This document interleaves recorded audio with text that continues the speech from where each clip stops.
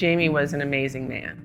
He loved to learn, loved to share his knowledge, and above all, help people. He was an awesome guy, awesome friend, awesome firefighter. I could always count on Jaime for a good conversation and, good counsel. Good counsel.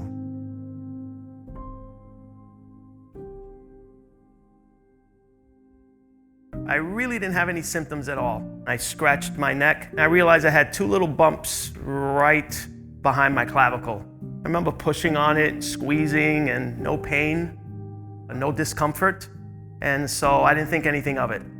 He was showering and he felt a lymph node and let it go for weeks. And then when he brought it to my attention, I knew right away he needed to be seen. Now, my wife happens to be a registered nurse.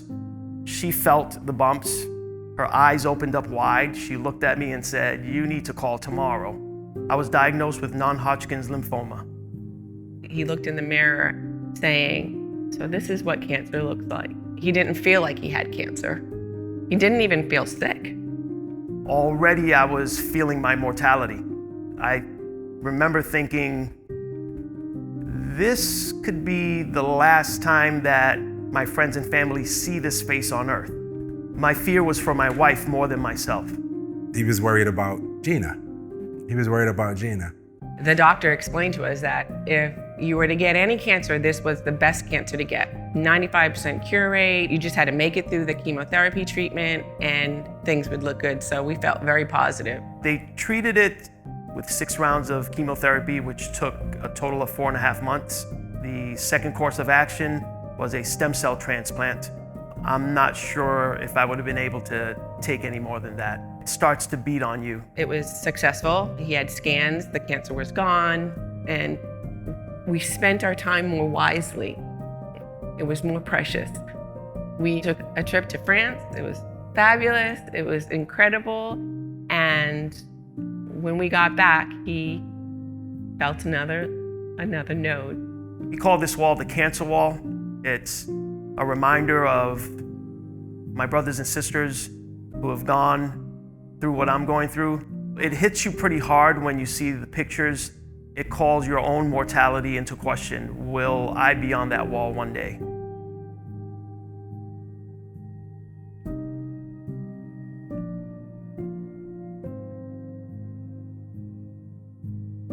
It was a lesson for all of us on how to live with dignity and how to accept death with grace.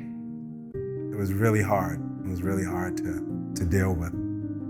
I remember telling my sister, please don't let me forget that there is victory in Jaime's death. I didn't want people to think that their prayers were not being answered because he's still living through this video. He's still teaching. He's still caring, and he is still gonna save lives. My message would be, if you notice anything abnormal that wasn't there before, regardless of whether you're feeling symptoms or not, go get it checked out. And Jaime's gonna take cancer seriously. It's an ugly disease, and it causes a lot of pain and suffering. And so do your part. Do your part for yourself, for your family, and be an example. Jaime was always the example wherever he went. Take it seriously. A lot of us were raised in an era where you couldn't even say the word cancer. It was the C word. And I think the more that we call it and name it, the more awareness that will be brought to it, and the better off that we are.